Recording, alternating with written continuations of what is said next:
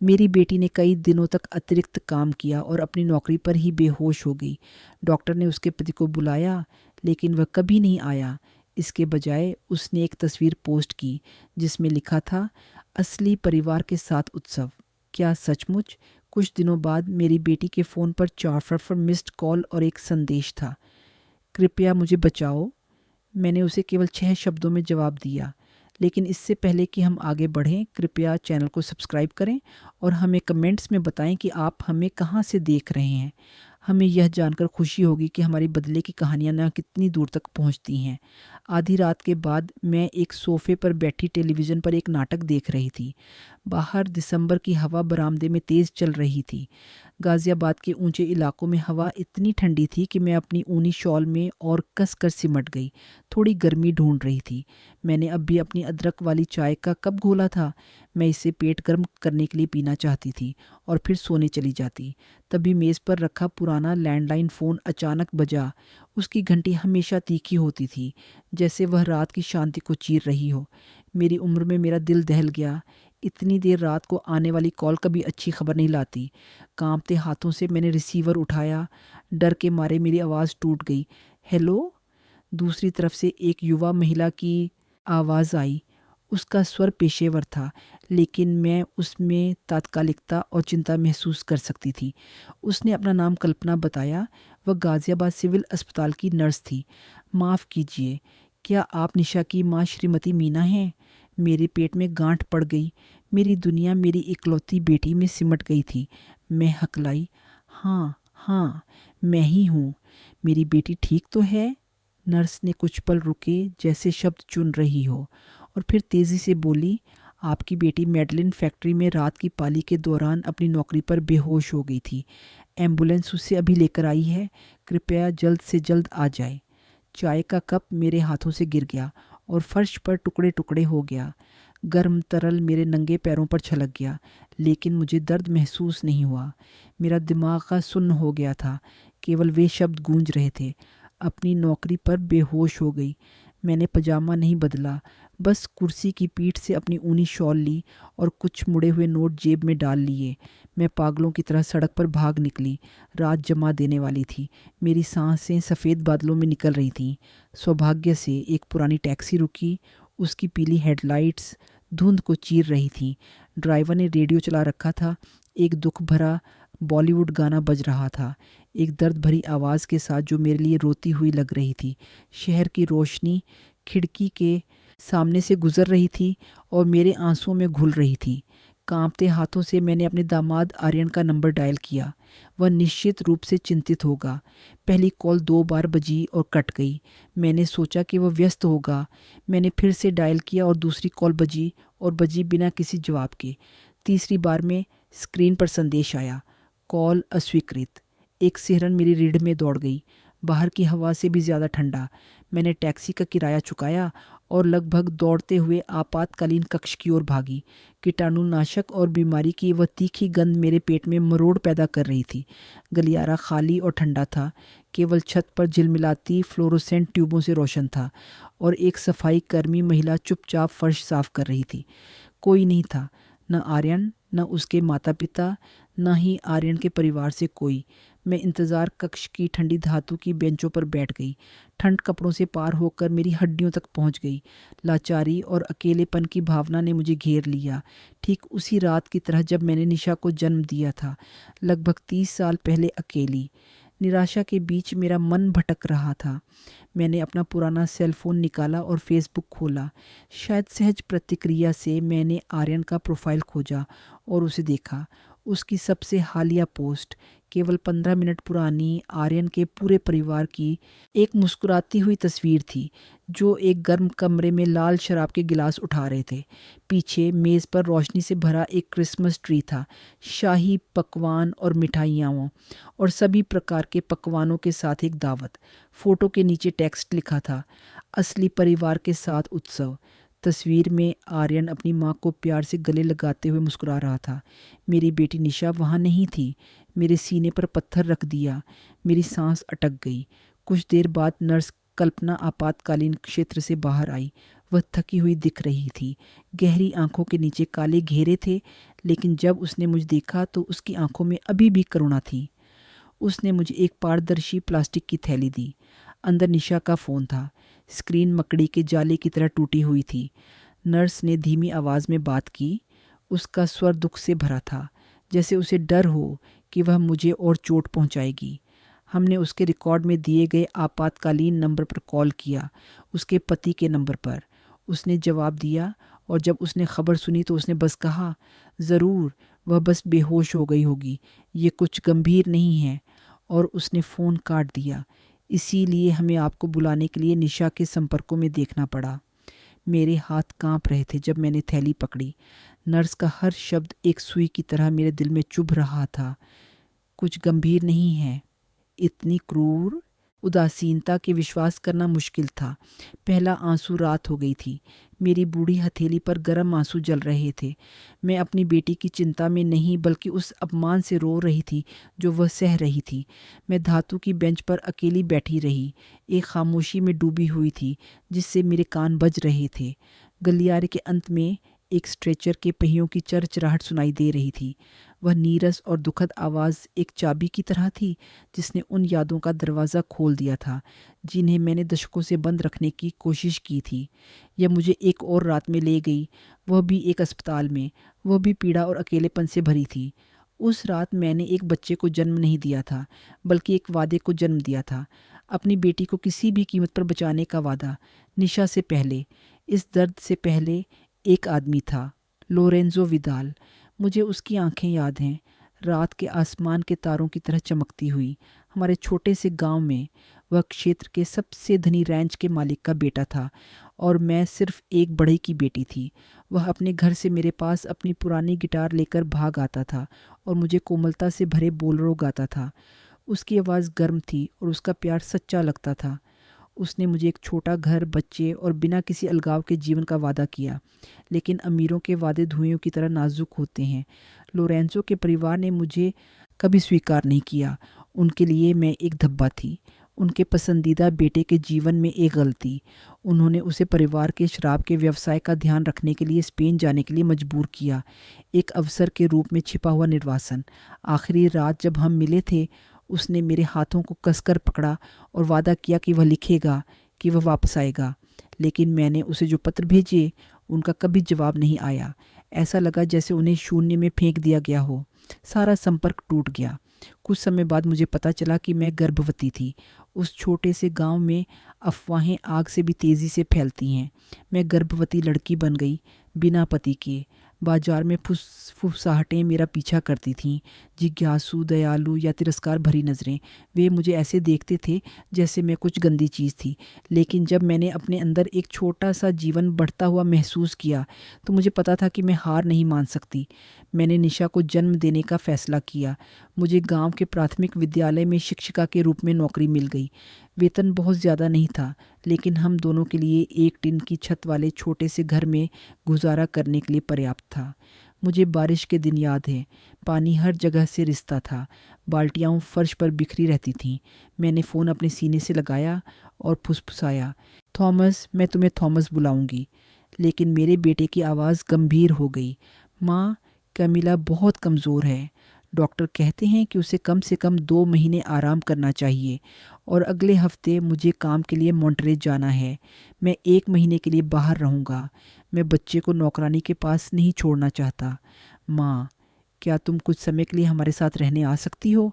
बस कुछ समय के लिए। मैंने एक पल भी नहीं हिचकिचाया। ज़रूर बेटा, मैं अब भी आती हूँ।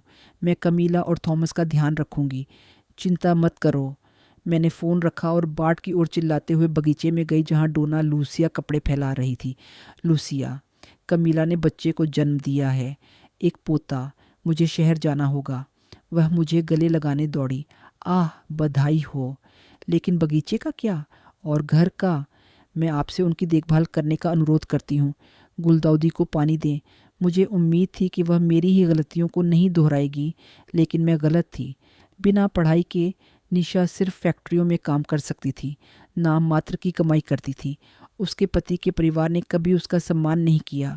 वे उसके साधारण कपड़ों का मजाक उड़ाते थे। मुझे याद है एक बार जब मैं उनसे मिलने गई थी, उसकी सास ने मेरे सामने मुंह बिगाड़कर कहा, ये जो सेम मैं बनाती हूँ वह देहाती खाना लगता है, यहाँ कोई उसे नहीं खा सकता। यहाँ तक कि जब वह लियो के साथ गर्भवती थी उसका पेट बड़ा था। निशा को डायपर्स और दूध खरीदने के लिए कारखाने में पूरे दिन खड़ा रहना पड़ता था क्योंकि वे उसे एक भी पैसा नहीं देते थे। वे कहते थे कि यह उसकी जिम्मेदारी है। आर्यन शुरू में उसकी रक्षा करता था, लेकिन जब से उसे विभाग प्रमुख के पद पर पदोन्नत किया गया वह बदल गया। उसे एक मजदूर पत्नी होने पर शर्म महसूस होने लगी। वह उससे तिरस्कार से बात करता था, पूरे परिवार के सामने उसकी आलोचना करता था। देखो तुम ऐसे कपड़े पहनती हो जैसे तुम्हें कोई परवाह ही नहीं है। तुम्हें मशीन के तेल की गंध आती है। तुम मुझे शर्मिंदा करती हो निशा। मुझे अच्छी तरह से याद है आखिरी बार जब मैं उससे मिलने गई थी, बस कुछ हफ्ते पहले। वह पतली थी, गहरी आंखों के नीचे काले घेरे थे और गाल धंस से हुए थे। मैंने उसकी हड्डी वाली हथेली पकड़ी और दिल दहल गया ये कहते हुए, मेरे साथ चलो बेटी, मेरा घर छोटा है लेकिन तुम्हारे और तुम्हारे बच्चे के लिए हमेशा जगह है। मेरी पेंशन से मैं हम तीनों का भरण पोषण कर सकती हूँ। निशा ने सिर हिलाया। उसकी आंखें आंसुओं से भरी थीं। मैं नहीं कर सकती माँ। लियो को एक पिता की ज़रूरत है। उसके सभी दोस्तों के पास माँ बाप हैं। मैं नहीं चाहती कि उसे परेशान किया जाए। उसने मेरी हथेली को विनती भरी आवाज़ में दबाया। मैं थोड़ा और सह सकती हूँ, जब तक मेरे बेटे के पास एक पूरा परिवार है। मैं निशब्द रह गई। एक पूरा परिवार। यादें धुंधली हो गईं और मुझे अस्पताल के गलियारे की कठोर वास्तविकता में वापस ले आईं। मेरी बेटी के शब्द मेरे सिर में गूंज रहे थे, एक क्रूर भविष्यवाणी की तरह कड़वे। उसने कुछ ऐसा बनाए रखने की कोशिश की जो कभी मौजूद ही नहीं था, और इसकी कीमत उसकी सेहत, उसकी गरिमा थी। मुझे नहीं पता कि मैं उस बेंच पर कितनी देर बैठी रही, ठंडा, शायद घंटों। मैंने अपना सिर घुटनों पर रखा और सो गई, एक हल्की थकी हुई नींद, जब तक एक हाथ ने मेरे कंधे को धीरे से छुआ। श्रीमती, ये कल्पना नर्स की आवाज़ सुनाई दी। अंदर आइए, आपकी बेटी जाग गई है। मैं झटके से जाग उठी। मेरा दिल जोरों से धड़क रहा था। मैं तेज़ी से कमरे में दाखिल हुई। कमरा सफ़ेद था, ठंडा, और उसमें कीटाणुनाशक की गंध थी। निशा बिस्तर पर लेटी थी। उसका चेहरा पत्ती की तरह पीला पड़ा था। होंठ सूखे और फटे हुए थे। उसके पतले हाथ में एक ड्रिप लगी थी और पारदर्शी तरल धीरे धीरे बूंद बूंद करके गिर रहा था। हृदय मॉनिटर एक नीरस ताल के साथ बीप बीप कर रहा था, जो भारी सेकंड्स को गिन रहा था। निशा ने पलकें झपकाईं, मुझे मुश्किल से देखते हुए। उसकी आंखें धंसी हुई थीं, खाली। रूखी आवाज़ में, मुश्किल से सुनाई देने वाली आवाज़ में उसने पूछा, माँ तुम यहाँ क्यों हो? मैंने उसका ठंडा हाथ पकड़ा, ज़बरदस्ती, मुस्कुराते हुए, जबकि मुझे अंदर से कुछ टूटता हुआ महसूस हो रहा था। मैं तुम्हारी देखभाल करने आई हूँ। तुम कैसी हो बेटी? उसने जवाब नहीं दिया। उसे 2-3 बार खांसी आई। फिर वह रुक रुक कर लगभग बिना ताकत के बोली, मुझे काम पर जाना है, आज आखिरी शिफ्ट है। उत्सव पे 2 गुना भुगतान मिलता है और साल के अंत का बोनस भी है। माँ, उसने अपनी नज़र सफ़ेद दीवार की ओर मोड़ ली, बुदबुदाते हुए जैसे वह खुद से बात कर रही हो। लियो को नीली साइकिल चाहिए। मैंने वादा किया था। मुझे उसे उपहार खरीदने के लिए एक पैसा भी नहीं मिला। ये सुनकर मेरे सीने में एक तेज़ गुस्सा उमड़ आया। ये गुस्सा उस पर नहीं था, बल्कि उन पर था जिन्होंने उसे इस स्थिति में पहुंचाया था। अपने बेटे की साइकिल के लिए मेरी बेटी को अपनी जान जोखिम में डालनी पड़ी। मैं बस उसके बालों को सहला सकी, कड़वे शब्दों को रोकते हुए जो मेरे मुंह से निकलना चाहते थे। आराम करो बेटी, लियो की साइकिल, उसे मेरे ऊपर छोड़ दो। अब तुम्हें बाकी सबसे आराम करना है। मैं संभाल लूँगी। मैं लियो को तुम्हारे पास ले आऊँगी। अगली सुबह मैं अस्पताल से बाहर निकली। सड़कें सुनसान थीं। हवा में अभी भी पिछली रात के उत्सव के निशान थे। रंगीन कागज़ के टुकड़े और खाली बोतलें फुटपाथ पर लुढ़क रही थीं। पूरे शहर ने उत्सव मनाया था, सिवाय मेरी बेटी के, जो अस्पताल के बिस्तर पर अकेली पड़ी थी। मैंने आर्यन के परिवार के पौष मोहल्ले की ओर बस ली। उनका 2 मंजिला सफ़ेद रंग का घर बाकियों के बीच अलग दिख रहा था। लोहे के दरवाजे पर अभी भी एक चमकदार, नकली, दिखावटी माला लटकी हुई थी। मुख्य दरवाज़ा बंद नहीं था। मैंने उसे धीरे से धकेला और अंदर चली गई। शराब और बासी खाने की बदबू ने मुझे जकड़ लिया, घुटन भरी, अप्रिय। मेरे सामने का नज़ारा मुझे ड्राइंग रूम में लकवाग्रस्त कर गया। आर्यन अपने माता पिता और अपनी बहन के साथ। वह सोफे पर आराम से बैठा था, टीवी देख रहा था, केक खा रहा था और हंस रहा था जैसे कुछ हुआ ही न हो। फर्श पर कचरा फैला हुआ था, फटे हुए उपहार के कागज़, पिछली पार्टी के बचे हुए खाने के साथ प्लेटें और एक कोने में लियो। मेरा 6 साल का पोता एक फटी हुई पजामी पहने, अपने से बड़ी झाड़ू पकड़े हुए उस गंदगी को साफ करने की कोशिश कर रहा था जो उन्होंने छोड़ी थी। उसका पतला शरीर उस घर की अव्यवस्था और विलासिता में खो गया था। उसकी दादी श्रीमती डेवला उसे देख भी नहीं रही थी। उसने बस अपनी ठोड़ी उसकी ओर उठाई और अधिकार भरी आवाज़ में कहा, जल्दी करो आलसी, अगर तुमने ठीक से सफाई नहीं की तो नाश्ते को भूल जाना। यह वाक्य मेरे अंदर एक बारूद के ढेर में गिरी चिंगारी जैसा था। मैंने एक शब्द भी नहीं कहा। मेरी सारी धैर्य उसी पल टूट गया। मैं लियो की ओर दौड़ी और उसे कसकर गले लगा लिया। बच्चा मेरी बाहों में कांप रहा था, इतना छोटा, इतना नाजुक। पूरा आर्यन का परिवार मुझे बिना किसी आश्चर्य, बिना किसी परेशानी के देख रहा था। वे मुझे ऐसे देख रहे थे जैसे मैं कोई अवांछित घुसपैठिया हूँ। आर्यन ने चाय का कप मेज़ पर शांति से रख दिया। उसने एक ठंडी आत्माहीन मुस्कान बिखेरी। वह उठा, चमकदार महोगनी की एक अलमारी की ओर चला, कागज़ों का एक बंडल निकाला और मेरे सामने फेंक दिया। बहुत अच्छा हुआ कि आप आ गईं श्रीमती जी, इससे मेरी डिलीवरी बच गई। यह अपनी बेटी को दे देना ताकि वह हस्ताक्षर कर दे। यह पहले से ही तैयार किया हुआ तलाक का आवेदन था। मैंने उसे गुस्से से देखा। मेरी छाती धड़क रही थी। उसने क्रूर और शांत भाव से कंधे उचका दिए। मैं उससे थक गया हूँ।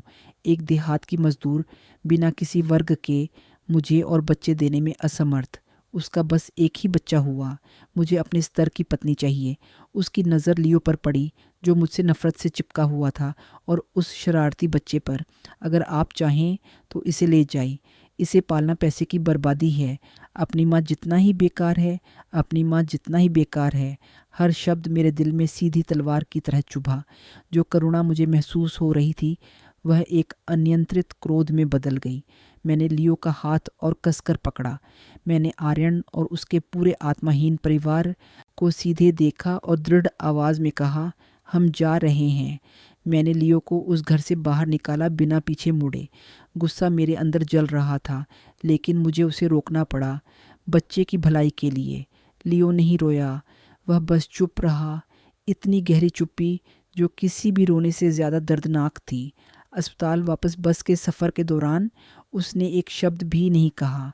वह मेरी गोद में सिमट गया, एक लकड़ी का लट्टू पकड़े हुए था जिसे मैंने जल्दबाजी में एक सड़क के किनारे की दुकान से ख़रीदा था। वह लट्टू उस पल की उसकी दुनिया में एकमात्र रंगीन चीज़ थी। जब हम कमरे में पहुँचे, निशा तकियों के सहारे उठने की कोशिश कर रही थी। लियो को देखकर उसकी आंखों में उम्मीद की एक चमक आ गई, एक छोटी सी खुशी। लियो बेटा, उसने पुकारा, लेकिन मेरी सख्त अभिव्यक्ति और अपने बेटे की गंदी डरी हुई शक्ल देखकर वह चमक बुझ गई। मैंने लियो को बिस्तर के पास वाली कुर्सी पर बिठाया और उसे एक बिस्कुट दिया जो मैंने सुबह ख़रीदा था। उसने नहीं खाया, बस उसे अपने हाथों में पकड़े रहा। वह थका हुआ अपनी माँ के सहारे लेट गया। उसका छोटा हाथ निशा की पतली उंगलियों से लिपटा हुआ था और वह सो गया। उसकी नींद शांत नहीं थी। कभी कभी उसके छोटे कंधे कांपते थे। अब बस निशा और मैं ही बचे थे। सच तो बताना ही था। मैं एक कुर्सी खींचकर उसके बगल में बैठ गई। मैंने गहरी सांस ली, अपनी आवाज़ को स्थिर रखने की कोशिश कर रही थी। मैंने उसे एक एक करके सब कुछ बताया। मैंने कमरे में हुए हंगामे के बारे में बताया, ख़त्म हुई उत्सव के बारे में, उनकी बेदिल हंसी और बातचीत के बारे में बताया। मैंने आर्यन की माँ के शब्दों का जिक्र किया जब उन्होंने अपने पोते को आलसी कहा था। मैंने आर्यन के रवैये के बारे में बात की, उसके होठों पर बनी उस ठंडी मुस्कान के बारे में। निशा ने बिना टोके सुना। उसके चेहरे का सारा रंग उड़ गया था। वह पीछे की दीवार की तरह पीली पड़ गई थी। आखिर में मैंने अपनी गाउन से तलाक के कागज़ निकाले, एक ठंडी क्रूर शब्दों से भरी शीट। मैंने उसे सावधानी से उसके शरीर को ढकने वाली पतली चादर पर रख दिया। ये वही है जो उसने मुझे दिया। क्या वह चाहती है कि तुम इस पर हस्ताक्षर करो? निशा काफ़ी देर तक चुप रही। वह रोई नहीं, वह चिल्लाई नहीं, वह बस सफ़ेद छत को देख रही थी जहाँ एक पतली दरार एक सेंटीपीड की तरह दौड़ रही थी। उसकी नज़रें खाली थीं, जैसे उसकी आत्मा शरीर से निकल गई हो। मैं जानती थी कि उस पल उसके अंदर कुछ मर गया था। फिर उसने धीरे से अपना सिर लियो की ओर घुमाया, जो गहरी नींद में सो रहा था। एक आंसू उसकी धंसी हुई गाल पर लुढ़क गया और उसके फटे होठों के कोने पर रुक गया। वह आंसू उसके लिए नहीं था, बल्कि उसके बेटे के लिए था। उसकी आवाज़ बस एक फुसफुसाहट थी, लेकिन हर शब्द चाकू की तरह चुभा। मैंने सोचा था कि सहते रहने से मैं अपने बेटे के लिए एक घर बनाए रख पाऊंगी, लेकिन आखिर में मैंने उसे बस शर्मिंदगी दी। उसने मेरी तरफ देखा और उन खाली आंखों में एक लौ जलने लगी। मैंने उसका हाथ पकड़ा और कसकर दबाया। निशा बेटी, मैं तुम्हें कभी दुखी नहीं देखना चाहती थी, लेकिन मैं तुम्हारे फैसले का सम्मान करती हूँ। अगर तुम यह सब ख़त्म करना चाहती हो तो मैं तुम्हारे साथ हूँ। तुम और मैं लियो को पालेंगे। हम गरीब हो सकते हैं, लेकिन हम बच्चे को कभी सिर झुकाने नहीं देंगे। निशा ने एक दृढ़ गति से सिर हिलाया। उसने कागज़ ले लिए। कारखाने में सालों के काम से कठोर हो चुके उसके हाथ अनियंत्रित रूप से कांप रहे थे। मैं उठी, गलियारे में गई और कल्पना नर्स से एक कलम उधार ली। जब मैं लौटी तो वह उसी स्थिति में थी। उसने कलम ली, लेकिन तुरंत हस्ताक्षर नहीं किए। उसने एक बार फिर लियो के सोए हुए चेहरे को देखा और गहरी सांस ली, जैसे वह दुनिया की सारी हिम्मत बटोर रही हो। मैं सह सकती हूँ कि वे मुझे सीधी सादी बेकार कहें, उसने अब दृढ़ और ठंडी आवाज़ में कहा। मैं उनकी नफ़रत सह सकती हूँ, लेकिन मेरे बेटे को कोई भी कभी ऐसा कहने का हक नहीं रखता। उसके हस्ताक्षर इतने मजबूत थे कि उसने लगभग कागज़ को फाड़ दिया। उस पल मैंने देखा जैसे एक अदृश्य बोझ जो उसे सालों से कुचल रहा था, उसके पतले कंधों से उतर गया। उसने लंबी सांस छोड़ी, जैसे कोई गहरे अंधेरे सरोवर से बाहर निकला हो। मैंने कागज़ों को सावधानी से मोड़ा और अपने बैग में रख लिया। बाहर रात हो चुकी थी। कमरे में बस लियो की हल्की सांसें और दिल की धड़कन, मॉनिटर की बीप की आवाज़ बाकी थी। वह आवाज़ अब मेरे लिए नीरस या उदास नहीं थी।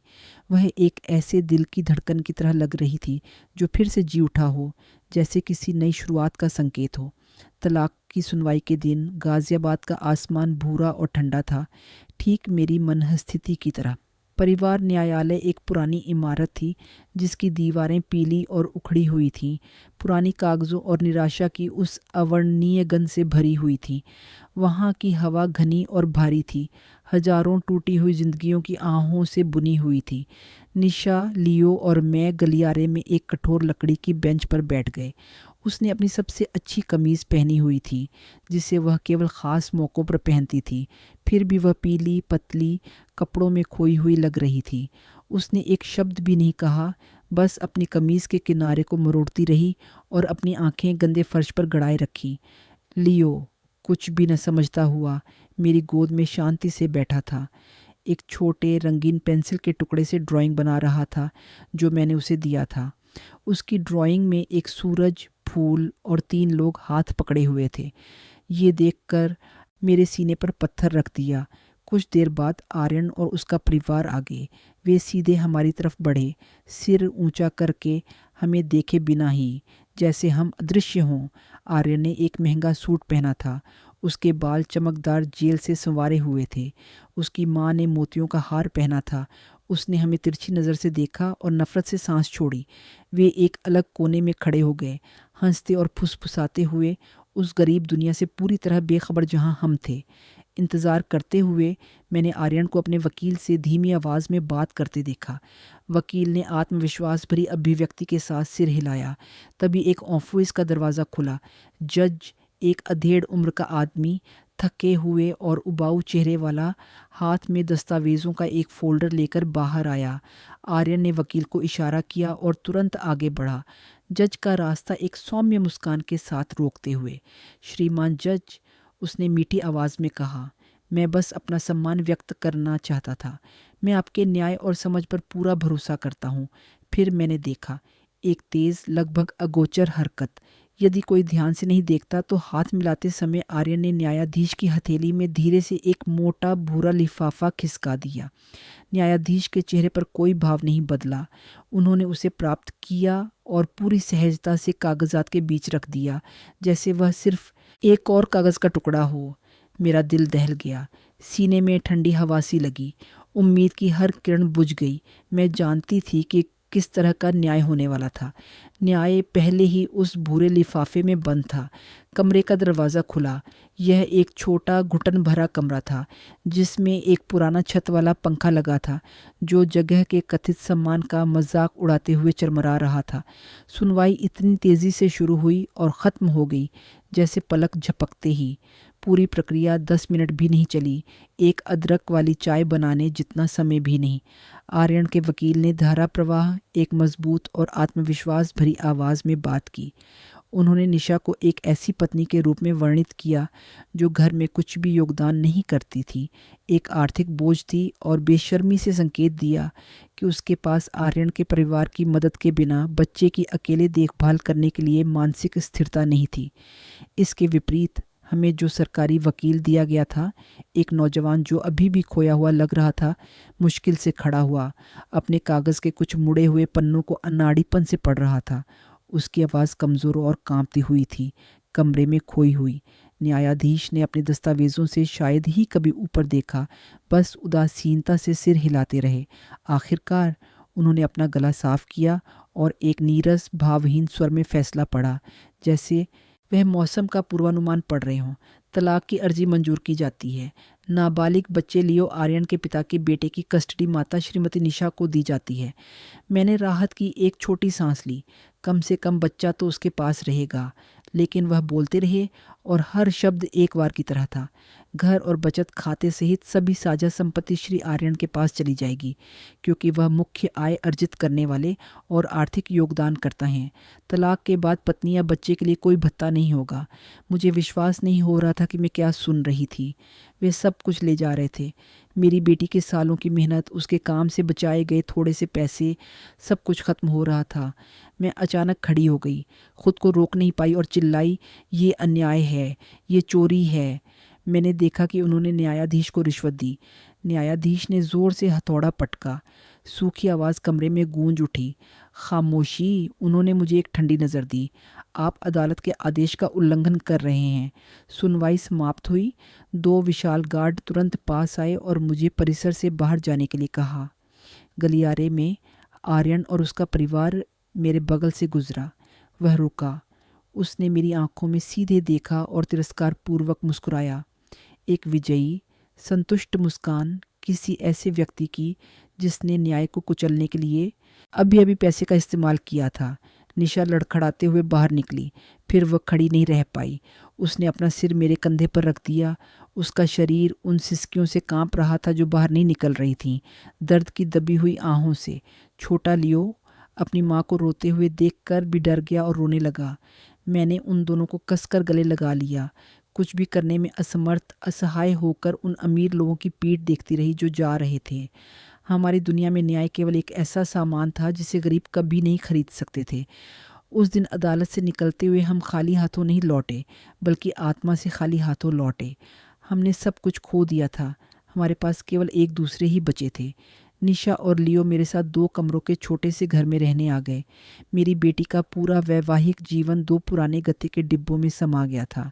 एक में कपड़े और दूसरे में लियो के कुछ खिलौने और टूटे हुए शीशे वाला एक शादी का फ़ोटो फ्रेम। निशा ने चुपचाप फ्रेम को कूड़ेदान में फेंक दिया। शुरुआती हफ्तों में घर एक भारी खामोशी से भर गया था। निशा कम बोलती थी। वह केवल एक परछाई की तरह घर के काम करती थी। वह साफ करती थी, खाना बनाती थी, कपड़े धोती थी। वह सब कुछ यांत्रिक रूप से करती थी। उसकी आंखें हमेशा खाली रहती थीं, लेकिन धीरे धीरे लियो की खिलखिलाहट उसे अंधेरे से बाहर निकाल लाई। बच्चा अब डरा हुआ नहीं था। वह पूरे घर में दौड़ता था। वह अपनी माँ को बिना किसी शुरुआत या अंत के कहानियाँ सुनाता था, बादलों के बारे में, चींटियों के बारे में। और एक दिन जब लियो दीवार पर ड्राइंग कर रहा था, निशा हंस पड़ी। ये एक ज़बरदस्त कमज़ोर हंसी थी, लेकिन ये एक हंसी थी। ये एक शुरुआत थी। हमने एक नया जीवन शुरू किया, एक गरीब लेकिन अपमान रहित जीवन। मेरी पेंशन 3 लोगों का गुजारा चलाने के लिए बहुत कम थी। उस रात जब वे दोनों सो रहे थे, मैं अकेली रसोई में बैठी और अपनी माँ का पुराना संदूक खोला। मैंने एक पीली पड़ चुकी नोटबुक निकाली जिसमें स्वादिष्ट पकवान की पारिवारिक रेसिपी थी जो उन्होंने मुझे बचपन में सिखाई थी। और इस तरह हर सुबह जब पड़ोस अभी भी सो रहा होता था, मेरी छोटी रसोई में मकई के आटे, मिर्च वाले मांस और आग पर गर्म किए गए केले के पत्तों की सुगंध भर जाती थी। हम तीनों, दादी, माँ और बेटा, मिलकर पकवान बनाते थे। लियो के अनाड़ी छोटे हाथ हमारे हाथों की नकल करते थे और उसका चेहरा आटे से भरा होता था। हमने सड़क के कोने पर एक जकारंडा के पेड़ के बगल में एक छोटी मेज़ लगाई। पूरी बहार पर था। शुरू में तो हम बस सुबह सुबह निकलने वाले मज़दूरों को थोड़े से पकवान बेचते थे, लेकिन समय के साथ पड़ोसियों को हमारे पकवान बहुत पसंद आने लगे। वे कहते थे कि उनमें परिवार और लगन का स्वाद है। एक बूढ़ी पड़ोसी ने मुझसे कहा, तुम्हारे पकवान बहुत स्वादिष्ट हैं मीना, इनमें प्यार का स्वाद है। शाम को जब हम सब कुछ बेच चुके होते थे, निशा बरामदे में मोहल्ले के बच्चों को मुफ्त में पढ़ाती थी। ये गरीब बच्चे थे जिनके पास ट्यूशन का पैसा नहीं था। उसे उन्हें पढ़ना लिखना सिखाते और हिसाब किताब करते देखना मुझे 30 साल पहले की युवा शिक्षिका की याद दिलाता था। मेरी बेटी ने खुद को फिर से पा लिया था। रात में ज़िंदगी अभी भी मुश्किल थी। हम तीनों रात का खाना दाल रोटी खाते थे, लेकिन हम मुस्कुरा सकते थे। हमारे पास ज़्यादा पैसे नहीं थे, लेकिन शांति थी। एक सप्ताहांत की शाम जब सूरज पश्चिम में ढल रहा था, पूरे मोहल्ले को सुनहरा रंग दे रहा था, दरवाजे पर दस्तक सुनाई दी। जोरदार, दृढ़ दस्तक। पड़ोसियों की तरह डरपोक नहीं। देव आंगन में खेल रहा था और भागकर खबर देने आया, दादी, कोई आया है। मैंने अपने आटे से सने हाथ अपने एप्रन पर पोंछे, यह सोचकर कि शायद कोई अगले दिन के लिए पकवान का ऑर्डर देने आया होगा। मैंने दरवाज़ा खोलने के लिए हाथ बढ़ाया और समय थम सा गया। मेरे सामने एक लंबा सूट पहने हुए व्यक्ति खड़ा था। वह मेरी यादों से कहीं ज़्यादा बूढ़ा दिख रहा था। उसके बालों में कनपट्टियों पर सफ़ेद बाल आ गए थे और चेहरा सालों की निशानियों से भरा था। लेकिन वे आँखें, वे गहरी और गर्म आँखें, मैं उन्हें कभी नहीं भूल सकती थी। ललित शर्मा। मैं जड़वत हो गई। सांस मेरे सीने में अटक गई। मेरे आसपास सब कुछ धुंधला हो गया। केवल वह आदमी बचा था। 30 साल, 30 अंतहीन साल। वह भी उतना ही हैरान था। उसने मुझे घूर कर देखा और अपनी भावनाओं से भरी हुई मोटी आवाज़ में मेरा नाम पुकारा, मीना। मैं जवाब नहीं दे पाई। मेरा गला कस गया था, जैसे किसी ने उसे घोंट दिया हो। उसने जल्दी जल्दी बात करना शुरू कर दिया, जैसे उसे डर था कि अगर उसने तुरंत ऐसा नहीं किया तो वह मौका खो देगा। उसने बताया कि कैसे उसके परिवार ने उसे रोक दिया था। उसने उन पत्रों के बारे में बताया जो मैंने उसे भेजे थे और जिन्हें उन्होंने जला दिया था। उन धमकियों के बारे में कि अगर उसने मुझसे संपर्क करने की कोशिश की तो वे मेरी ज़िंदगी बर्बाद कर देंगे। उसने पश्चाताप से भरी आवाज़ में कहा, मैं अभी अभी भारत लौटा हूँ। स्पेन में कारोबार आखिरकार स्थिर हो गया है। सबसे पहले मैं अपने पुराने गांव गया।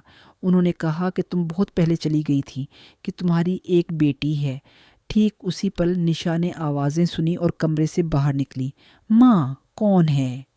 उसने उस अनजान आदमी को देखा और मुझे जिज्ञासा से देखा। ललित की आंखें निशा पर टिक गईं। उसके चेहरे का रंग बदल गया, आश्चर्य से लेकर भ्रम तक, और फिर धीरे धीरे एक दर्दनाक समझ उसके चेहरे पर उभर आई। निशा की आंखें मेरी थीं, लेकिन उसकी ठोड़ी, नाक और यहाँ तक कि जिस तरह से वह असहज महसूस करने पर अपना सिर थोड़ा झुकाती थी, सब कुछ उसका था। बच्ची बिल्कुल उसकी जैसी थी। ललित एक कदम पीछे हट गया। उसका लंबा शरीर डगमगाता हुआ सा लगा। उसकी आवाज़ लगभग फुसफुसाहट में कांप गई। हे भगवान, मेरी बेटी! निशा जम गई। उसने मेरी ओर देखा, फिर उस अनजान आदमी को अपनी आंखों में उलझन लिए देखा। मैं और बर्दाश्त नहीं कर पाई।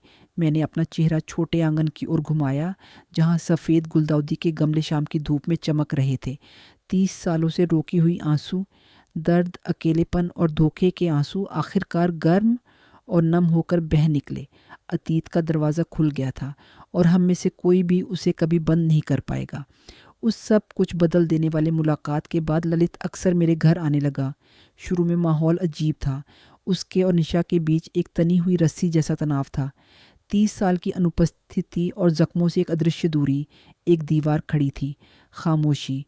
वह उसके साथ दूर की औपचारिकता से पेश आती थी, अजनबियों की औपचारिकता, और ललित अजीब लगता था, अनिश्चित। वह एक सफल अनुभवी व्यक्ति अब उस बेटी के सामने एक घबराए हुए लड़के जैसा लग रहा था जिसे वह कभी अपनी बाहों में नहीं उठा पाया था।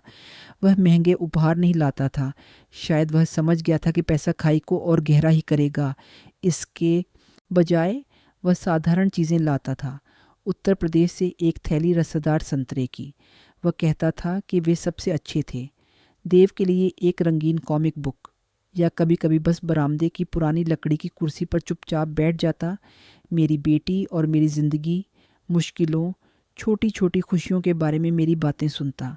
वह ऐसे सुनता जैसे 30 साल के खालीपन को हमारी रोज़मर्रा की कहानियों से भरने की कोशिश कर रहा हो। और ये देव ही था जिसने बर्फ़ तोड़ी।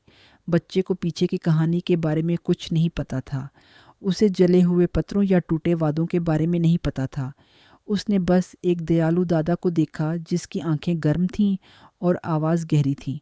वह उससे जुड़ गया, उसे उन दूर देशों की कहानियाँ सुनाने को कहता जहाँ वह गया था। ललित धैर्यपूर्वक उसे अपने बड़े हाथों से एक छोटा हवाई जहाज़ का मॉडल बनाना सिखाता, हर हिस्से को सावधानी से रखता। उसे देखकर मेरा दिल कोमलता और साथ ही दर्द से भर जाता था। एक शाम जब देव खेल के बाद सो चुका था, हम तीनों पुरानी डाइनिंग टेबल के चारों ओर बैठे थे। ललित ने धीरे से निशा की ज़िंदगी के बारे में पूछा, जिज्ञासा से नहीं बल्कि सच्ची दिलचस्पी से। बताओ, अपनी ज़िंदगी के बारे में बताओ, उसने धीमी आवाज़ में कहा। और मुकदमे के बाद पहली बार निशा ने सब कुछ कह डाला। मैंने उसे सब कुछ बताते हुए सुना। शुरुआत में उसकी आवाज़ कांप रही थी, वह रुक रुक रुक कर बोल रही थी, लेकिन फिर जैसे कोई बांध टूट गया हो, सारा गुस्सा और दर्द एक साथ उमड़ पड़ा। उसकी आवाज़ में दृढ़ता और शक्ति आ गई। उसने उन दिनों के बारे में बताया जब उसके पति का परिवार उसे नीचा दिखाता था, उसका मजाक उड़ाता था, उसे अपमानित करता था।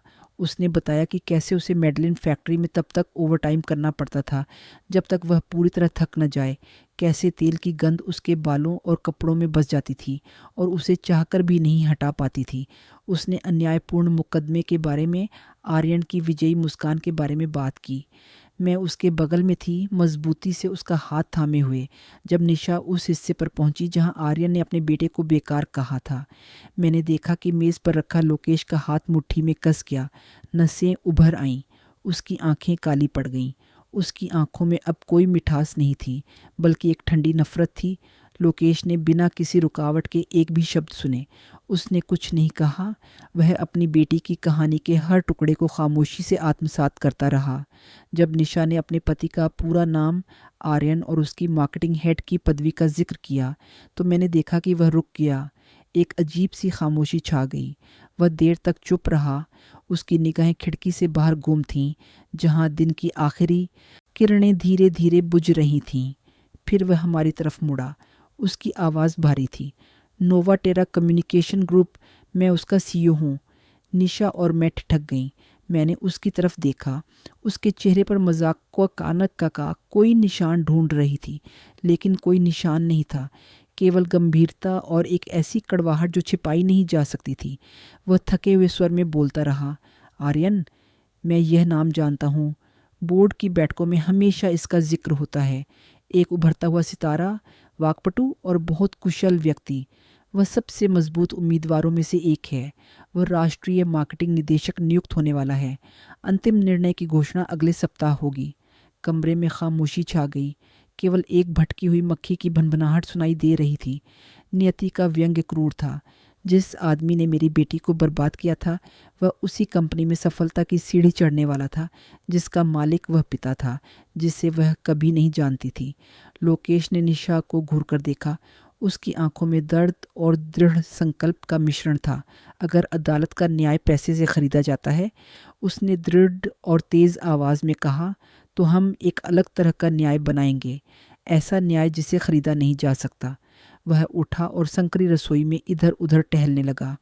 एक आदमी जो अपनी पत्नी और बच्चे को दुख में छोड़ देता है, जो अधिकारियों को रिश्वत देकर वह सब ले लेता है जो उसका नहीं है, जो अपने ही बेटे का अपमान करता है, ऐसा आदमी नोवा टेरा की छवि का प्रतिनिधित्व करने लायक नहीं है।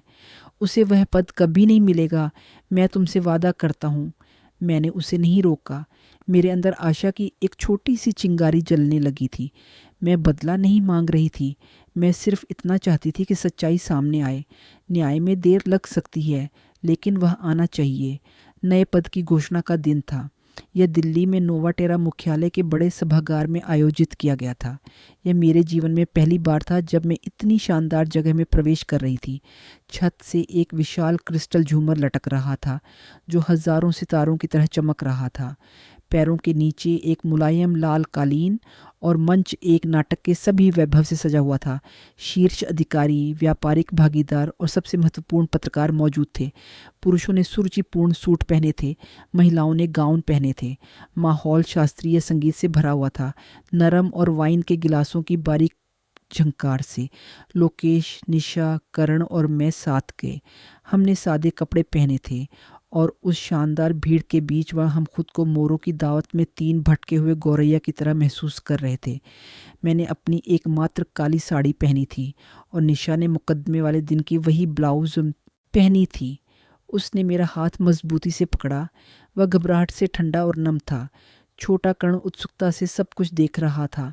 उसकी गोल आंखें इतने विलासिता को देखकर आश्चर्य से भरी थीं। लोकेश ने हमारे लिए मंच के पास एक अलग कोने में व्यवस्था की थी, एक बड़े सजावटी ताड़ के पेड़ के पीछे छिपे हुए। वहाँ से हम सब कुछ देख सकते थे, बिना किसी के हमारी उपस्थिति पर ध्यान दिए। कई उबाऊ उद्घाटन भाषणों के बाद आखिरकार वह क्षण आया जिसका हमने इंतजार किया था। एक उपाध्यक्ष पोडियम पर चढ़े और गंभीर आवाज़ में घोषणा की, वृत्ति की तो और अब बड़े सम्मान के साथ हम नोवा टेरा ग्रुप के नए राष्ट्रीय मार्केटिंग निदेशक श्री आर्यन को पेश करते हैं। एक बहरा कर देने वाली तालियों की गड़गड़ाहट से सभागार गूंज उठा। आर्यन मंच के एक तरफ से निकला। उसका टेलर मेड सूट उस पर बेदाग लग रहा था। जेल से संवारे बाल रोशनी में चमक रहे थे। उसके चेहरे पर आत्मसंतुष्टि की मुस्कान तैर रही थी। उसने हाथ हिलाकर दर्शकों का अभिवादन किया, अपने राज्याभिषेक में एक राजा की तरह अपने गौरव के पल का आनंद ले रहा था। उसने धारा प्रवाह और आत्मविश्वास भरी आवाज़ में अपना भाषण शुरू किया। उसने निरंतर समर्पण, व्यापार में नैतिकता के बारे में बात की और फिर उसने एक वाक्य कहा जिसे मैं कभी नहीं भूलूंगी। आज मेरी सफलता एक मजबूत नींव पर बनी है। पारिवारिक मूल्य। परिवार हमारी ताकत का स्रोत है, हमारी हर हरकत का मार्गदर्शक। उनके मुंह से ये शब्द सुनकर मेरे पेट में गांठ पड़ गई।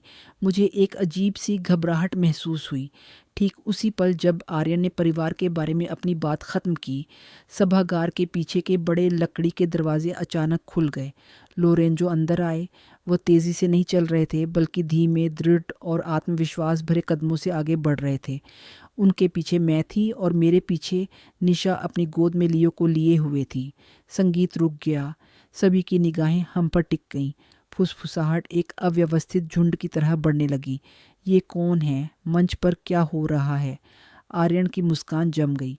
उनके चेहरे पर पहले हैरानी, फिर भ्रम और अंत में पूरा डर छा गया जब उन्होंने लोरेंजो, कार्यकारी निदेशक जिनसे उन्हें कभी मिलने का मौका नहीं मिला था, को उस महिला के साथ चलते देखा जिसे उन्होंने अभी अभी छोड़ा था।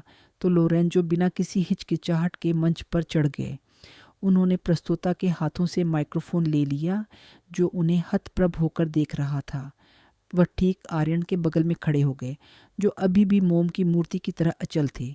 लोरेंजो की आवाज़ पूरे सभागार में गूंज उठी। उसमें क्रोध नहीं था, लेकिन एक ऐसी दृढ़ता और अधिकार था जिस पर कोई सवाल नहीं उठा सकता था।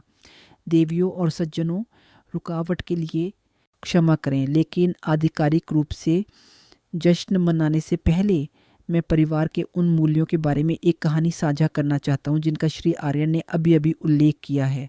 वह मुड़े और निशा और लियो की ओर इशारा किया, जो अब अपनी छुपी हुई जगह से बाहर आ चुके थे। यह इस आदमी की पत्नी और बेटा है। इनकी पत्नी श्रीमती निशा एक मेडलिन फैक्ट्री में काम करते करते थककर बेहोश हो गई ताकि वह अपने बेटे के लिए एक उत्सव का उपहार खरीद सके। जबकि वह परिवार के आशीर्वाद के बारे में तस्वीरें पोस्ट करते हुए जश्न मना रहे थे। इस बच्चे को, मेरे पोते को, पितृपक्ष के परिवार ने बेकार कहा था। सभागार में पूर्ण सन्नाटा छा गया। कहीं से एक गिलास टूटने की आवाज़ सुनाई दी। लोरेंजो ने ठंडी आवाज़ में जारी रखा, इस आदमी ने पैसे से एक अदालती फ़ैसला खरीदा, अपनी पत्नी को सब कुछ से वंचित कर दिया और उसे सड़क पर एक पैसे की भी मदद के बिना छोड़ दिया, और हमारे पास सबूत हैं। लोरेंजो ने एक इशारा किया और मंच के पीछे बड़ी स्क्रीन पर, जहां पहले आर्यन की विजयी तस्वीर दिखाई दे रही थी, एक छोटा वीडियो चलने लगा। ये अदालत के गलियारे में एक सुरक्षा कैमरे की रिकॉर्डिंग थी। कोई आवाज़ नहीं थी, लेकिन तस्वीर अकाट्य थी। आर्यन मुस्कुराते हुए, न्यायाधीश से हाथ मिलाते हुए और एक भूरे रंग का लिफाफा खिसकाते हुए। कमरे में आश्चर्य का फुसफुसाहट फैल गई। पत्रकारों ने तुरंत प्रतिक्रिया दी, अपने कैमरे ऊपर उठाए, बिना रुके फ्लैश चमक रहे थे। लोरेंजो आर्यन की ओर मुड़े, जो पसीने से कांप रहे थे, माथा और कमीज का कॉलर तरबतर था। नोवाटेरा समूह ईमानदारी की नींव पर बना है, लोरेंजो ने दृढ़ आवाज़ में घोषणा की। हमने कभी किसी अनैतिक और कायर झूठे को नेता के रूप में स्वीकार नहीं किया है और न ही कभी करेंगे। इस पल से श्री आर्यन, आपको बर्खास्त किया जाता है। मंच की रोशनी अभी भी तेजी से चमक रही थी, लेकिन आर्यन के लिए वे शरीर को चीरते हुए हजारों चाकू की तरह थीं। उन्होंने अपना सिर झुका लिया, किसी को भी देखने में असमर्थ, एक परछाई की तरह सिकुड़ गए। उनकी महिमा समाप्त हो चुकी थी। मैं यह दृश्य देख रही थी, लेकिन मुझे कोई राहत या बदले की खुशी महसूस नहीं हुई। मेरे सीने पर एक अजीब सी शांति फैल रही थी। न्याय आखिरकार हम तक पहुंच गया था, अदालत में नहीं बल्कि यहीं, उस आदमी की शक्ति के शिखर पर जिसने इसे कुचल दिया था। नोवाटेरा में हुई घटना ने एक वास्तविक भूकंप ला दिया। आर्यन की कहानी अखबारों और सोशल मीडिया पर तेज़ी से फैल गई। वह वीडियो जिसमें उन्हें न्यायाधीश को रिश्वत देते हुए देखा गया था, हज़ारों बार साझा किया गया। ये हर जगह मजाक का विषय बन गया, उन आलीशान कैफ़े से जहां व्यवसायी मिलते थे, लेकर मोहल्ले की बिरयानी की दुकानों तक। पाखंडी, असफल निदेशक जिसने एक पद के लिए अपनी पत्नी को बेच दिया, उन्हें हर तरह के व्यंग्यात्मक उपनामों से बुलाया गया। हम उसी रात चुपचाप दिल्ली से निकल गए और गाज़ियाबाद में अपने छोटे से घर लौट आए। जीवन सामान्य होता दिख रहा था। हर सुबह मैं जल्दी उठकर पूड़ियाँ आम बनाती थी और निशा मोहल्ले के बच्चों को पढ़ाती रहती थी। लेकिन कुछ बदल गया था। घर में हवा अब भारी या घुटन भरी नहीं थी। निशा ज़्यादा मुस्कुराने लगी थी, पहले जैसी ज़बरदस्ती वाली मुस्कान नहीं, बल्कि एक सच्ची मुस्कान जो उसकी आंखों की गहराई से चमकती थी। लेकिन अतीत हमें इतनी आसानी से छोड़ने को तैयार नहीं था। निशा का पुराना टूटी स्क्रीन वाला फ़ोन, जिससे वह पहले प्यार भरी कॉल का इंतज़ार करती थी, बिना रुके बजने लगा। शुरुआत में यह आर्यन का नंबर था। वह दिन रात लगातार फ़ोन करता था। जब उसे ब्लॉक कर दिया गया तो उसने अपनी माँ का नंबर इस्तेमाल किया, फिर अपनी बहन का, यहाँ तक कि कुछ दूर के रिश्तेदार भी, जिनसे निशा ने कभी बात नहीं की थी, फ़ोन करने लगे। निशा, जवाब दो, आर्यन को अब अफसोस है। बेटी, सब ठीक हो सकता है, घर वापस आ जाओ। हमने जवाब नहीं दिया। वह देर से आई चिंता इतनी सस्ती और झूठी निकली। एक पुराने पड़ोसी से, जो उसी कंपनी में काम करता था, हमें पता चला कि आर्यन को सिर्फ बर्खास्त नहीं किया गया था। लोरेंजो ने, जैसा कि उन्होंने वादा किया था, न्याय का एक और रूप लागू किया। उन्होंने धोखाधड़ी और रिश्वत के लिए उन पर मुकदमा दायर किया, नोवाटेरा की प्रतिष्ठा को गंभीर रूप से नुकसान पहुंचाने के लिए। न्यायाधीश जिसने रिश्वत स्वीकार की थी, उसे भी निलंबित कर दिया गया और उसकी जांच की गई। आर्यन का परिवार, जिसने हमेशा अपनी सामाजिक स्थिति का दिखावा किया था, उनका सब टूट गया का सामना करना पड़ा। साझेदारों ने संबंध तोड़ दिए और दोस्त दूर हो गए। उनका आलीशान घर, जहां कभी शोरगुल वाली पार्टियां होती थीं, अब अजीब तरह से शांत था। उस घटना के 3 दिन बाद एक रात जब निशा और मैं लियो के साथ बरामदे में बैठी थीं और वे फ़ोन पर रंग भर रहा था, तो फ़ोन फिर से कंपन करने लगा। इस बार ये एक अनजान नंबर था। निशा ने संदेह भरी नज़रों से मेरी ओर देखा। वह पहले ही इतनी सारी परेशान करने वाली कॉलों से थक चुकी थी। मैंने सिर हिलाकर उसे जाने देने का इशारा किया। कॉल कट गई, फिर एक और एक और, लगातार, मानो कोई डूबता हुआ व्यक्ति बचने की कोशिश कर रहा हो। आखिरकार स्क्रीन पर एक संदेश जगमगाया। निशा और मैंने उसे साथ में पढ़ा। यह आर्यन का था, जो उसने अभी अभी खरीदे गए एक नए नंबर से भेजा था। उसमें केवल 4 छोटे और हताश शब्द थे। कृपा करके मुझे बचाओ। मैंने फ़ोन उठाया और कॉल लॉक खोला। 3 दिनों में उसके और उसके परिवार के 74 मिस्ड कॉल। निशा बिना कोई भावना दिखाए स्क्रीन को घूर रही थी। वह पहले ही इतना रो चुकी थी कि आंखों में आंसू नहीं बचे थे। वह अपनी सीमा तक दुख सह चुकी थी और अब उसके पास केवल खालीपन बचा था। प्रेम, बलिदान, धैर्य, सब कुछ नष्ट हो चुका था। उसने ऊपर देखा, मेरी ओर देखा और मुझे फ़ोन पकड़ा दिया। उसकी आवाज़ अजीब तरह से शांत लगी। माँ, तुम संभालो। मैं उसका नाम नहीं देखना चाहती, न उसकी आवाज़ सुनना चाहती हूँ, न ही उससे कोई संबंध रखना चाहती हूँ। मैं ख़त्म कर चुकी हूँ। मैंने फ़ोन लिया। मेरी बूढ़ी उंगलियाँ कीबोर्ड पर फिसलीं। मैं कठोर शब्द, ताने, शाप लिख सकती थी, लेकिन मैंने ऐसा नहीं किया। मैंने बस एक छोटा सा जवाब लिखा, एक ऐसी सच्चाई जिसे नकारा नहीं जा सकता था, भाग्य के फैसले की तरह ठंडी। अब तुम्हें बचने का कोई अधिकार नहीं। मैंने भेजें दबाया, फिर इस नंबर को ब्लॉक करें का विकल्प खोजा और पुष्टि की। एक छोटी सी बीप बजी। सब खत्म हो गया था। क्या सच में? राहत की एक अजीब सी भावना ने मुझे पूरी तरह से घेर लिया। ये जीतने वाले की संतुष्टि नहीं थी, बल्कि उस व्यक्ति की शांति थी जो अंततः एक बोझ को छोड़ने की हिम्मत करता है, जिससे उसने बहुत लंबे समय तक ढोया था। दर्दनाक अतीत का दरवाज़ा। आखिरकार हमने उसे बंद कर दिया था और ख़ुद को सुरक्षित कर लिया था। दावेला परिवार के साथ दरवाज़ा हमेशा के लिए बंद करने के बाद गाज़ियाबाद दम घुटने लगा। हर कोना, हर गली दर्दनाक यादों से रंगी हुई थी। लोरेंजो सही था। हमें एक नई शुरुआत की ज़रूरत थी, एक ऐसी जगह जहां कोई हमें न जानता हो, जहां अतीत हम तक न पहुंच सके। और इस तरह उसकी मदद से हमने गाज़ियाबाद छोड़ दिया। हम दक्षिण में स्थित ओाxaca चले गए, एक ऐसा शहर जो रंगों से भरा था, जहाँ की दीवारें चमकीले रंगों से रंगी हुई थीं। हवा में हमेशा चॉकलेट और भुनी हुई मिर्च की खुशबू आती थी और लोग हमेशा मुस्कुराते हुए दिखते थे। लोरेंजो ने हमें हल्दी के रंग की दीवारों वाला एक छोटा सा घर खरीद कर दिया, जिसमें धूप से नहाया एक छोटा सा आंगन था। जब मैंने उससे कहा कि मैं एक दिन उसे पैसे वापस करना चाहती हूँ, तो उसने बस सिर हिलाया। उसकी नज़रें मीठी थीं, लेकिन पछतावे से भरी थीं। उसने मुझसे कहा, यह कोई दान नहीं है, ये एक पिता की जिम्मेदारी है, एक ऐसी जिम्मेदारी जिसकी मैंने 30 साल तक उपेक्षा की। कृपया मुझे कुछ ही करने दें, भले ही देर हो चुकी हो।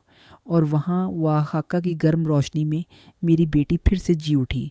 निशा को अपना जुनून फिर से मिल गया, एक ऐसा जुनून जिसे कठिन जीवन ने दफना दिया था। उसने पारंपरिक मिट्टी के बर्तन बनाने का कोर्स किया। उसके हाथ, जो पहले मेडलिन फैक्ट्री में काम करने से कठोर हो गए थे, अब नरम और कुशल हो गए थे। मिट्टी से सुंदर फूलदान और कटोरे गढ़ रहे थे। उसने मुझसे कहा कि जब उसके हाथ मिट्टी को छूते थे तो उसे लगता था कि वह अपने जीवन को गढ़ रही है, निर्जीव को आत्मा में बदल रही है। उसने घर पर एक छोटी सी मिट्टी के बर्तन बनाने की कार्यशाला खोली और उसकी सरल, आत्मा से भरी हुई कलाकृतियाँ पर्यटकों के बीच बहुत लोकप्रिय हो गईं। हमारा जीवन अब शांति से बीत रहा था। सुबह मैं जल्दी उठ जाती थी, केक बेचने की चिंता करने के लिए नहीं, बल्कि बरामदे में लगाए सफ़ेद गुलदाउदी और जेरेनियम के गमलों को पानी देने के लिए। ताज़ी भुनी हुई कॉफ़ी और गर्म ब्रेड की खुशबू से घर भर जाता था। शांति की एक खुशबू। लियो एक बहुत ही प्यारे ग्रामीण स्कूल में जाता था। वह अब पहले वाला शर्मीला और डरा हुआ बच्चा नहीं था। वह दौड़ता था, अपने दोस्तों के साथ हंसता था। उसकी त्वचा धूप से तनी हुई थी। कभी कभी वह घर में मिट्टी के छोटे छोटे टुकड़े लाता था, जो उसकी माँ उसे बनाना सिखाती थी। वह अब अपने पिता के बारे में बात नहीं करता था। उसका संसार अब हम केवल उसकी माँ और उसकी दादी थीं। लोरेंजो हमारे साथ नहीं रहता था। उसे अभी भी दिल्ली में अपने काम पर ध्यान देना था, लेकिन हर सप्ताहांत वह हमसे मिलने यहाँ आता था। उसने खुद को पिता बनने की सख्त कोशिश नहीं की। वह समझ गया था कि समय वापस नहीं आ सकता। इसके बजाय वह निशा का दोस्त और लियो का एक अद्भुत दादा बन गया। वे साथ में घर के पीछे पहाड़ी पर पतंग उड़ाते थे या रंगों से भरे बाजार में घूमते थे। उन्हें हंसते हुए देखकर मुझे पता चला कि घाव भले ही पूरी तरह से ठीक न हो सके, कम से कम उनमें से खून बहना बंद हो गया था। एक रविवार की सुबह जब मैं मुरझाए हुए गुलदाउदी के फूल काट रही थी, तो लियो दौड़ता हुआ मेरे पास आया। उसने एक नए खिले हुए सफ़ेद फूल की ओर इशारा किया और मासूम आवाज़ में पूछा, दादी, यह फूल शांति का फूल है ना? मैं हैरान रह गई और मुस्कुराते हुए उससे पूछा कि वह ऐसा क्यों सोचता है। उसने जवाब दिया, क्योंकि जब भी मैं इसे देखता हूँ तुम और माँ मुस्कुराते हो। बहुत सुंदर। मेरा दिल कोमलता से भर गया। मैंने उसके सिर पर हाथ फेरा और धीमी आवाज़ में कहा, हाँ मेरे बच्चे, हाँ हाँ बेटा, लेकिन ये क्षमा का फूल भी है। मैं रुक गई, उसकी आंखों में देखा और ऐसे कहने लगी जैसे खुद से बात कर रही हूँ, क्योंकि हम सच्ची शांति तभी पाते हैं जब हम माफ़ करना सीख जाते हैं, दूसरों को नहीं बल्कि खुद को इतना कुछ सहने के लिए। मैंने उड़ीसा के नीले आसमान की ओर देखा जहाँ एक भी बादल नहीं था। एक हल्की हवा फूलों की खुशबू और भीगी मिट्टी की महक ला रही थी, जो पिछली रात की बारिश के बाद थी। आधी जिंदगी डर में जीने के बाद, लोग क्या कहेंगे का डर, अकेलेपन का डर, खोने का डर, एक ऐसा परिवार जो कभी सचमुच मेरा था ही नहीं। आखिरकार मैंने खोने के डर के बिना जीना सीख लिया था। शांति तूफानों के बिना की जगह नहीं है, बल्कि आत्मा की शांति है, चाहे तूफान कितना भी भीषण क्यों न हो। और अब मेरी ज़िंदगी का तूफान आखिरकार थम गया है। 10 साल बीत चुके हैं जब से हम उड़ीसा आए थे। इतना लंबा समय कि एक बच्चा जवान बन जाए, गहरे से गहरे घाव भर जाए और मुँह जैसी उम्रदराज महिला हर सुबह अपनी दुखती हड्डियों में समय को धीरे धीरे सरकते हुए महसूस करे। हमारे पीले दीवारों वाले घर में समय की धूल की हल्की परत चढ़ गई है। आंगन अब खाली नहीं है, अब ये मेरे लगाए हुए गमलों से भरा है। सफ़ेद गुलदाउदी अभी भी मेरे पसंदीदा हैं, लेकिन अब वे चमकीले बोगेनविलिया और कुछ मिर्च के पौधों के साथ जगह साझा करते हैं। मेरी ज़िंदगी अब सुबह की शांति में ढल गई है। बरामदे में बैठी बेंत की कुर्सी पर गर्म अदरक वाली चाय की चुस्कियाँ लेते हुए और अपने परिवार को देखते हुए, एक नए दिन की शुरुआत करते हुए। निशा की मिट्टी के बर्तनों की कार्यशाला, जो एक छोटे से कमरे में शुरू हुई थी, अब घर के पिछले हिस्से में फैली हुई है। यह कोई बड़ी फैक्ट्री नहीं है, बल्कि एक कलात्मक जगह है जिसे कई लोग जानते हैं। आगंतुक हर जगह से आते हैं, न केवल ओडिशा के मोहर वाले वेसेस और कटोरे खरीदने के लिए, बल्कि उससे मिट्टी, आग और पुनरुत्थान के बारे में कहानियाँ सच सुनने के लिए भी। मेरी बेटी के हाथ अब नहीं कांपते, अब वे मजबूत, स्थिर हैं, मिट्टी से सने हुए हैं, सबसे सरल चीज़ों से सुंदरता का निर्माण करते हैं। और उसे एक बार फिर प्यार मिला है, कोई भड़कीला प्यार नहीं, अनंत वादों से भरा हुआ नहीं, बल्कि एक शांत और स्थिर प्यार। आर्यन गांव के स्कूल में इतिहास का शिक्षक है, जहां लियो पढ़ता है। आर्यन दयालु, शांत है और निशा के लिए उसकी आंखों में मुझे सच्चा सम्मान और प्रशंसा दिखती है। वह किसी की जगह लेने की कोशिश नहीं करता, वह बस वहीं है। बगीचे की देखभाल में मदद कर रहा है, टपकती छत की मरम्मत कर रहा है और हमारे साथ रविवार का खाना साझा कर रहा है। और मेरा प्यारा लियो अब 16 साल का एक लंबा और परिपक्व युवक है। उसकी आंखें लोरेंजो जैसी गहरी हैं और उसकी मुस्कान अपनी माँ जैसी दयालु है। वह कोई शोरगुल वाला लड़का नहीं है, बल्कि विचारशील और संवेदनशील है। वह अक्सर अपनी माँ की कार्यशाला में मदद करता है, लेकिन उसकी सच्ची रुचि वास्तुकला में है। वह घंटों उड़ीसा के प्राचीन गिरजाघरों या जयपोटेक मंदिरों के नक्काशीदार चित्रों को बनाने में लगा रह सकता है। लोरेंजो अब लगभग 80 साल का है और उसने नोवाटेरा में अधिकांश काम दूसरों को सौंप दिया है और उड़ीसा में अधिक समय बिताता है। उनके और मेरे बीच का रिश्ता फिर से शुरू हुआ, प्रेम संबंध नहीं है। हम आत्मा के मित्र हैं, एक साझा बेटे, एक साझा पोती और पश्चातावे से भरे अतीत से जुड़े हुए हैं। हम घंटों एक साथ बैठ सकते हैं, बिना एक शब्द कहे, बस बच्चों को देखते हुए, और हम दोनों समझते हैं। उसने निशा को पैसे से नहीं बल्कि अपनी उपस्थिति से, अपनी बेटी को सफल और खुश देखकर एक पिता के गौरव से क्षतिपूर्ति की। कभी कभी मैं अभी भी सोचती हूँ कि आर्यन के परिवार का क्या हुआ। एक बार गाजियाबाद की एक पड़ोसी जो उड़ीसा घूमने आई थी, मुझसे मिलने आई। उसने मुझे बताया कि घोटाले के बाद उनका परिवार बर्बाद हो गया था। उन्हें वह आलीशान घर बेचना पड़ा और वे एक ऐसी जगह चले गए जहां कोई उन्हें नहीं जानता था। आर्यन रिश्वत के आरोप में जेल से निकलने के बाद कोई अच्छी नौकरी नहीं ढूंढ सका। वे शराब में डूबा हुआ भटक रहा था। यह सुनकर मुझे कोई संतोष नहीं हुआ, बस एक आह निकली। हर कोई वही काटता है जो बोता है। यह जीवन का सबसे न्यायपूर्ण नियम है। एक रविवार की रात, हमेशा की तरह पारिवारिक रात के खाने के दौरान, लियो ने मेज़ पर कांटा रख दिया। मेरा बेटा खांसा। वह घबराया हुआ लग रहा था। दादी, माँ, लोरेंजो चाचा। आर्यन सर, मुझे कुछ कहना है। हम सब चुप हो गए और उसे देखा। उसने गहरी सांस ली और दृढ़ और निर्णायक आवाज़ में कहा, मैं रजिस्ट्रार कार्यालय गया था। मैं अपना उपनाम बदलने की प्रक्रिया करना चाहता हूँ। मैं विदल उपनाम रखना चाहता हूँ। कमरा सन्नाटे में डूब गया। निशा स्थिर खड़ी थी। उसकी आंखें आंसुओं से भरी थीं। मैंने उसका हाथ कसकर पकड़ा। लोरेंजो अपनी तरफ से स्थिर रहा, आंखें चौड़ी किए हुए। उसे विश्वास नहीं हो रहा था कि उसने अभी क्या सुना था। लियो ने सीधे उसकी आंखों में देखा और सच्ची और गर्मजोशी भरी आवाज़ में कहा, मैं अपनी माँ का उपनाम वर्मा रखूँगा क्योंकि यह मेरा मूल है, लेकिन मैं आपका उपनाम भी रखना चाहता हूँ। ये पैसे के लिए या किसी और कारण से नहीं है। ये इसलिए है क्योंकि जब मुझे एक पिता या दादा की सबसे ज़्यादा ज़रूरत थी तो आप वहीं थे। आपने मुझे पतंग उड़ाना सिखाया। आपने मुझे ईमानदारी के बारे में बताया और मुझे दिखाया कि एक सच्चा परिवार क्या होता है। मुझे अपने पोते पर गर्व है। आर्यन कुछ बोल नहीं पाया। उसने बस अपना सिर झुकाया और उम्र भर के परिश्रम से चौड़े हुए उसके कंधे कांपने लगे। मैंने देखा एक आंसू उसकी गोद में रखी नैपकिन पर टपक गया। निशा भी खुद को रोक नहीं पाई। वह चुपचाप रो रही थी, खुशी के आंसू। मैंने मेज़ के चारों ओर देखा। मेरी बेटी, जिसे अपनी मुस्कान वापस मिल गई थी।